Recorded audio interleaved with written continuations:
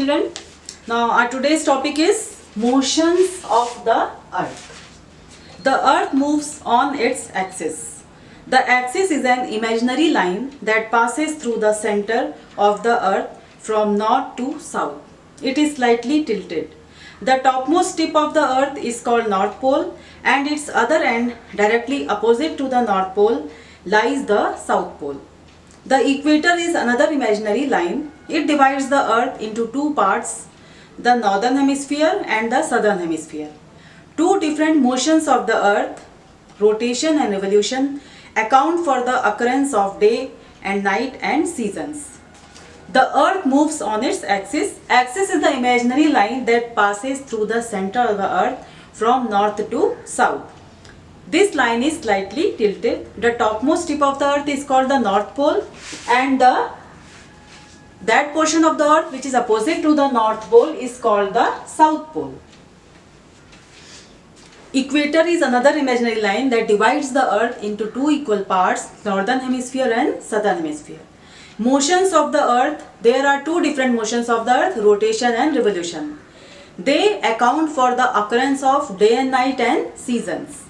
Earth moves on its axis, मतलब अर्थ जो है वो एक अपनी एक्सिस, अपनी धुरी पे घूमती है. ठीक है, किस पे घूमती है?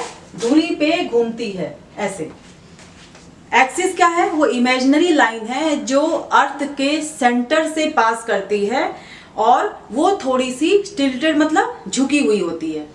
टॉपमोस्ट टिप अर्थ का जो होता है नॉर्थ पोल, मैं आपको एक ये ग्लोब के द्वारा दिखाती हूँ.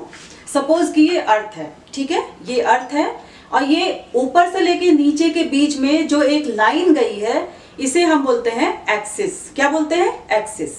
अर्थ जो है वो अपना ऐसे यहां से ये घूमेगा. देखिए एक राउंड ऐसे इस एक्सिस, ये एक्सिस है, यहाँ पे अर्थ ऐसे एक्सिस में अपने घूमती है.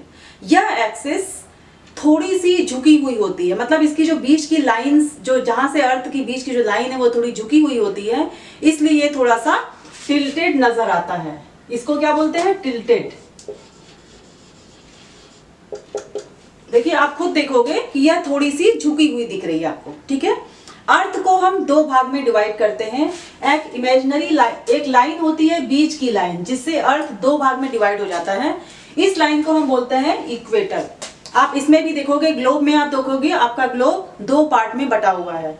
अर्थ जो है आपकी दो भाग में बची हुई है. ये इसकी जो बीच की लाइन है, ये जो लाइन है, इसे हम बोलते हैं इक्वेटर. ठीक है, ऊपर का जो पार्ट है इसे हम बोलते हैं नॉर्थ पोल, जिसे हम हिंदी में बोलते हैं उत्तरी ध्रुव. और इसका अपोजिट जो मतलब नीचे का पार्ट है इसे हम बोलते हैं साउथ पोल, मतलब दक्षिणी ध्रुव.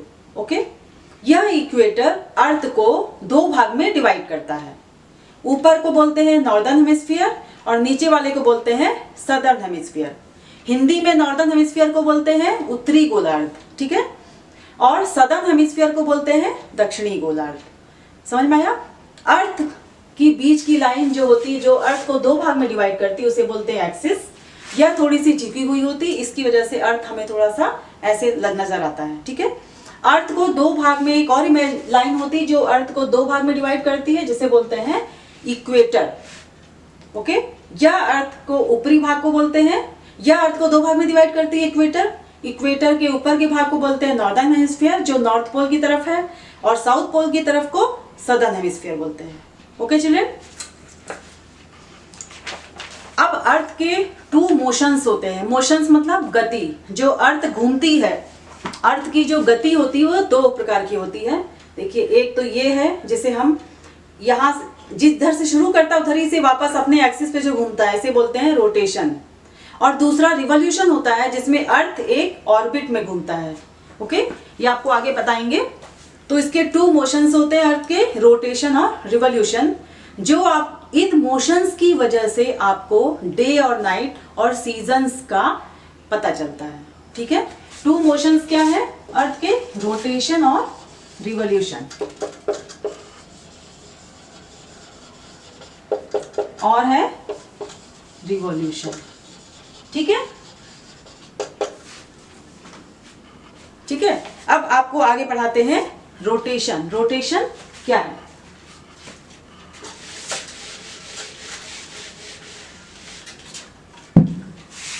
First is rotation. The earth rotates on its axis like a top. The movement of the earth on its axis is called rotation. The earth takes 24 hours to finish one rotation. Day and night are caused due to the rotation of the earth. अर्थ अपनी axis पे घूमती है जिसे बोलते हैं हम rotation. Movement of earth on its axis, earth का movement अपनी एक्सिस में कहलाता है रोटेशन. देखिए अर्थ यहाँ से ऐसे घूमना शुरू की, यहाँ से घूम करके वापस इस जगह पे आ गई. ठीक है, यह इसका रोटेशन है. Movement of the earth on its axis is called rotation. एक रोटेशन 24 आवर्स में कंप्लीट होता है. ठीक है, यहाँ से देखिए शुरू किया, यहाँ से ऐसे घूम करके फिर यहाँ से वापस इधर आया. इतना एक इसका जो रोटेशन है, मूवमेंट है, वो 24 आवर्स में कंप्लीट होता है. और इस रोटेशन से हमें डे और नाइट का पता चलता है. कितना, एक one rotation is completed in 24 hours and it cause day and night. Okay, कैसे कॉज करता है डे और नाइट? सपोज ये सन है. ठीक है, ये सन यहाँ से घूम रहा है, नहीं सॉरी, ये सपोज ये अर्थ है, ये अर्थ घूम रही है. ठीक है, अर्थ का जो पार्ट सन की तरफ है उस पार्ट पे डे होगा और जो पीछे का पार्ट है उस पार्ट में नाइट होगा. धरती का जो भाग सन की तरफ है उस भाग में डे होगा, दिन होगा, और जो पीछे का भाग है उस तरफ पे नाइट होगा. उसी तरह से जब पीछे वाला भाग घूम करके आगे आएगा सन की तरफ, तब इस तरफ डे हो जाएगा और इस तरफ नाइट हो जाएगी. ओके चिल्ड्रन, यह था आपका rotation.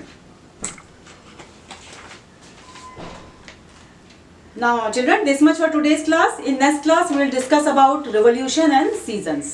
Till then, stay safe, stay at home, take care.